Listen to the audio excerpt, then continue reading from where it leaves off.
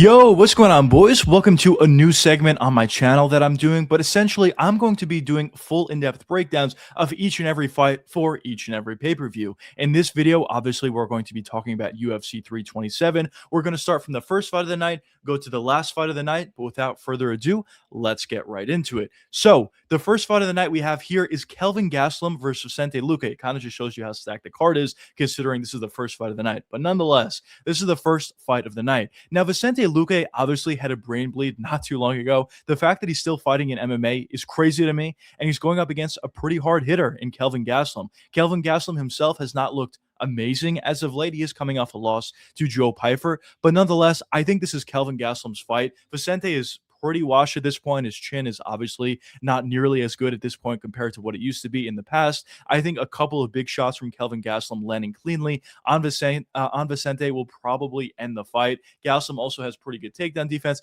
He should be fine here, in my opinion. I personally think Kelvin Gastelum is going to be able to find a finish, utilize his speed, utilize his power, and knock out or TKO Vicente Luque. Next, we have Tatiana Suarez versus Lupi Godinez. Now, this is an interesting fight. Neither one of these fighters, I would say, looked incredibly well as of late. Suarez is coming off a pretty poor performance in her last fight, where it just seemed like she was somewhat washed, to be honest. She wasn't able to effectively find takedowns in the fight.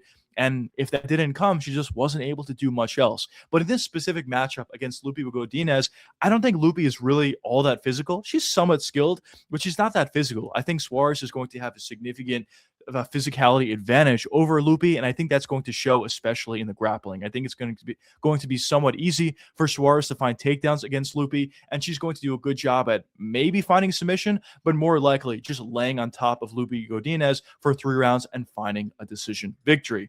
Next, we have Kevin Holland versus Randy Brown. Now, this is going to be a fun fight. Both these guys have a very similar frame. Both these guys hit pretty hard, if we're being honest, and it's going to be an interesting matchup. Now, Kevin Holland, in my opinion, was a guy who was starting to look pretty good up until some of his more recent performances. But obviously, he went back and resorted back to his normal Kevin Holland ways and just fought very dumb. Now, Randy Brown also kind of a similar story, where in some fights he looks pretty good. Then the other fights, he kind of just has a bad game plan and makes some dumb decisions. So from that perspective, they're kind of similar fighters. But in this fight, I do lean with Kevin Holland. I think his power is a little bit more substantial. He has a significantly better chin as compared to Randy Brown. And I think a couple of big shots landed by Kevin Holland is probably going to knock out Randy Brown. So my prediction for this fight is going to be Kevin Holland via TKO.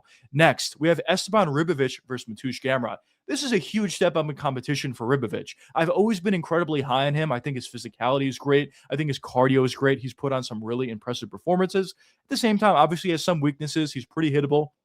But nonetheless, he seems to be a pretty good fighter. And he's going up against Mateusz Gamrot, who's an elite wrestler, absolutely elite wrestler, which is, of course, going to be an issue for Ribovic. But my prediction going into this fight is I think Ribovic is going to be okay. Now, I do think early on he's going to struggle a little bit with the grappling. I think Gamrot is going to successfully take Ribovic down. But eventually, I think there's going to be that point where Ribovic kind of just puts punches together in combination, lands some big shots on Mateusz Gamrot, and finds the finish. It's going to be not easy to do so. Obviously, the grappling is going to be a real issue for Ribovic, especially early. But as I said, my prediction in this fight is Esteban Ribovic via TKO. Next, we have Cub Swanson versus Nate Landwehr.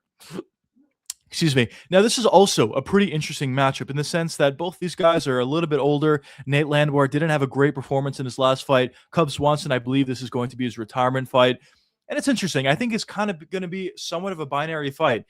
If Cub Swanson is going to win the fight, it's going to be a finish early. If Nate Landwehr is going to win the fight, it's going to be either a decision or a finish late. How Nate Landwehr really operates is he does a great job at utilizing his cardio and utilizing his volume to overwhelm his opponents and find finishes or just decision victories. But in my opinion, at the end, I think Nate Landwehr is going to get the better of Cub Swanson. I think early on, he might struggle a little bit, and he does need to be a bit careful. But once we get to that second round and that third round, I think the legendary Nate Landwehr pressure and the legendary volume of Nate Landwehr is just going to be a little bit too much for Cub Swanson. So I'm leaning with a decision victory for Nate Landwehr. Next, we have Patricio Pitbull versus Aaron Pico. Now, I know a lot of people are kind of clowning on this fight, saying these are two Bellator guys, which is true. But at the same time, I actually think the fight's pretty good. I think Patricio Pitbull obviously has a lot of power. There are certain performances that he's in that look somewhat boring. He's definitely incredibly patient, but nonetheless, he's got great power. He's a pretty technical striker. And as for Aaron Pico, He's an incredibly exciting fighter. He forces action all the time. He has great boxing. His wrestling is really good as well. At one point, he was seen to be a prodigy. Obviously, that didn't necessarily pan out for him, at least up until this point. But it's an interesting fight. I personally think Aaron Pico is going to force this fight to be fun. I don't think Aaron Pico is capable of fighting in a boring fight. So, nonetheless, though, I do think Aaron Pico is going to get the victory here. I think he's going to do a good job at pressuring against Patricio Pitbull, landing some big shots up top, putting punches together in combination, ripping big shots to the body. That's something that Aaron Pico does very effectively. Maybe even threaten some takedowns as well and utilize that wrestling. But at the end of the day, I think the pressure, power, and boxing of Aaron Pico is going to be too much for Patricio Pitbull. And my official prediction is Aaron Pico via a TKO. Next, we have Azamat Murzakanov versus Paulo Costa. Now, this is an interesting matchup. Obviously, Paulo Costa was initially supposed to fight somebody a weight class below that was at the bottom half of the rankings. Now, all of a sudden, he's fighting Murzakanov, who's a top 8 or top 6 guy at the weight class, up a weight class at the light heavyweight division. Interesting fight. I think also this fight is somewhat binary. If Mirzakanov's going to win the fight, it's going to be via a finish early. If Paulo Costa is going to win the fight, it's going to be either by decision or a finish late. Mirzakhanov is very good. He's really fast. He has pretty good striking. But one thing that you can say about his game is he doesn't necessarily have the best cardio. We've seen it on multiple occasions where Murzakanov looks really good early, but as the fight progresses, he starts to slow down. And those are in 3-round fights. And of course, this is also going to be a 3-round fight, but the cardio is a legitimate concern. Paulo Costa also has been incredibly durable. His chin looks to be really good. But we'll see what happens. I personally think Murzakanov is still going to win the fight via a decision, regardless of what I just said about the cardio. I just think Murzakanov is going to be way too fast for Paulo Costa. I think he's going to be landing constantly and frequently big shots against Paulo. I don't think he's going to finish Paulo. I think Paulo's chin just appears to be a little bit too good. But at the end of the day, I think Murzakanov is going to pace himself, fight at a better pace for his style, and, essentially just cruise his way to a decision victory. Next, we have Johnny Walker versus Dominic Reyes. Now, this is the funniest fight on the card, obviously. Both of these guys have a pretty bad chin. Johnny Walker has been a meme in almost every one of his fights, whether he wins or loses. But it's going to be an interesting one, obviously. My opinion for this fight is I slightly lean with Johnny Walker at this point, ironically enough. Both these guys' chins are pretty bad. Whoever lands first is going to win the fight. But I think Johnny Walker's speed and power is going to be a little bit too much for Dominic Reyes. And I do think Johnny's going to be able to find the victory. If he needs to grapple, I think he could. I don't think he will, but theoretically, I think he could if he wanted to. And I just think he's going to land first because, he'll utilize that length, speed, and power. Next, we have Curtis Blades versus Josh Hoykett. Now, this is a huge step up in competition for Hoykett. He's an unranked fighter at heavyweight that, didn't really fight great fighters. His last fight was against a guy who, in my opinion, was non-UFC caliber. So this is a huge step up in competition against a legitimate top 5 guy in Curtis Blades, who has really good power in the feet, pretty athletic, pretty fast, has good wrestling. There's a lot of things to like about Curtis's game. But with all that being said, I am slightly favoring Josh Hoykett. I do think the combinations on the feet, I do think the speed on the feet, as well as the wrestling and pressure is going to be a little bit too much for Curtis Blades. I think Blades has a possibility of landing a big shot and knocking Hoykett out, especially early. Yes, but once Hoykett establishes that pressure and constantly forces Curtis Blades to be on the back foot and on the defensive, I think he's going to start to take the fight over and just win the fight in general. So my prediction for this fight is I'm leaning towards a Josh Hoykett decision victory. And all of a sudden, if he does that, we'll have a new legitimate contender at the heavyweight division, which is much needed. Next, we have Joshua Van versus Tatsuda Taira. Now, this fight's an interesting one. Joshua Van is coming off kind of a fluky win, if we're being honest, against Pantoja. But nonetheless, he's a great fighter. He's incredibly active. His boxing is great. His takedown defense appears to be really, really good. And because of that, a lot of fans are siding with Joshua Van. But with that being said, I personally lean with Tatsuda Taira. I think he's just going to be a little bit too big and physical for Van. As on the feet, yes, Van is going to have the advantage. He's going to land a lot of big shots against Taira.